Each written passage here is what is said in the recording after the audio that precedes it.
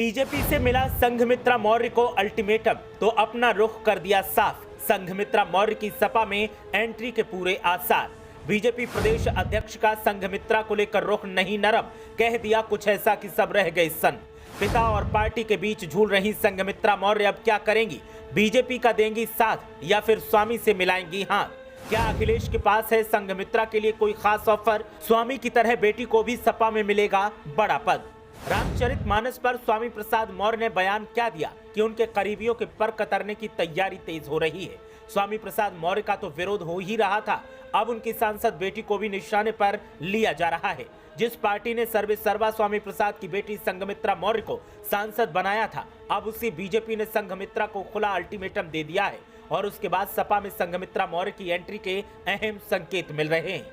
दावा किया जा रहा है कि बीजेपी से संघमित्रा मौर्य नाता तोड़कर सपा के साथ सियासी करियर आगे बढ़ाएंगी। ऐसे में अब सियासी हलचल और बढ़ गई जब संघमित्रा मौर्य ने मामले पर अपना रुख साफ कर दिया। सवाल ये किया जा रहा है कि क्या संघमित्रा मौर्य के लिए सपा के पास कोई बेहतर प्लान है? बताएंगे कि संघमित्रा मौर्य ने क्या कहा है और सपा का क्या प्लान है।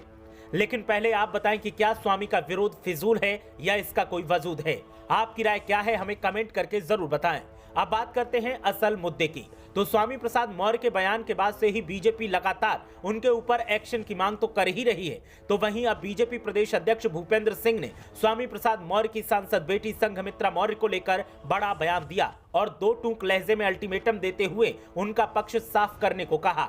दरअसल हरदोई पहुंचे बीजेपी प्रदेश अध्यक्ष ने चेतावनी भरे लहजे में कहा कि अब संघमित्रा मौर्य को तय करना है कि उन्हें पार्टी या पिता किसके साथ रहना है। अगर वो जल्द ही कोई फैसला नहीं लेती हैं तो फिर पार्टी फैसला लेगी। रामचरितमानस विवाद के बीच संघमित्रा मौर्य को लेकर अब यूपी बीजेपी के प्रदेश अध्यक्ष भूपेंद्र चौधरी ने कहा कि उन्हें बीजेपी सांसद होने के नाते अपना रुख साफ करना चाहिए।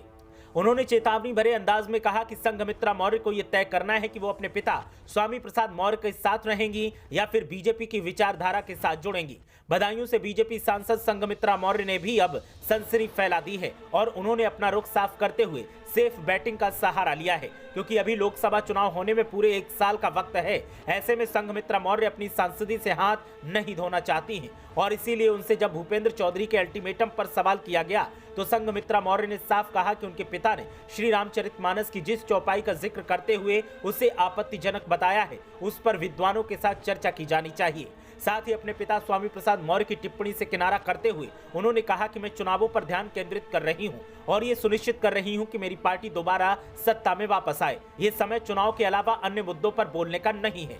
वहीं बीजेपी प्रदेश अध्यक्ष ने स्वामी प्रसाद मौर्य पर हमला करते हुए कहा कि उनकी कोई विचारधारा नहीं है, वो सिर्फ अपने स्वार्थ की पूर्ति के लिए किसी भी दल में आते जाते रहते हैं। आप लोगों ने भी देखा कि कैसे वो जब बीजेपी में आए तो राम नाम जपते रहे और जब 5 साल बाद सत्ता में रहने के बाद उन्हें लगा कि वो आगामी चुनाव में जीत दर्ज नहीं कर पाएंगे तो दूसरी पार्टी में चले गए। ऐसे लोग किसी का भला नहीं सोच सकते, सिर्फ अपने स्वार्थ की पूर्ति के लिए दल बदल करते रहते हैं।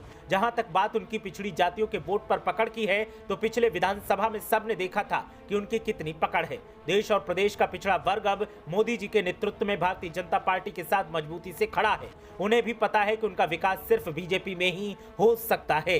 स्वामी प्रसाद मौर्य के बयान के बाद हंगामा बरपा हुआ है और करीबियों को निशाना बनाया जा रहा है। देखना यह है कि संघमित्रा मौर्य ने फिलहाल तो पिता के बयान से किनारा किया है। ऐसे में आने वाले चुनाव में क्या बीजेपी उनको टिकट देगी या फिर संघमित्रा मौर्य सपा में एंट्री लेकर सियासी करियर आगे बढ़ाएंगी? ब्यूरो रिपोर्ट, मीडिया हलचल।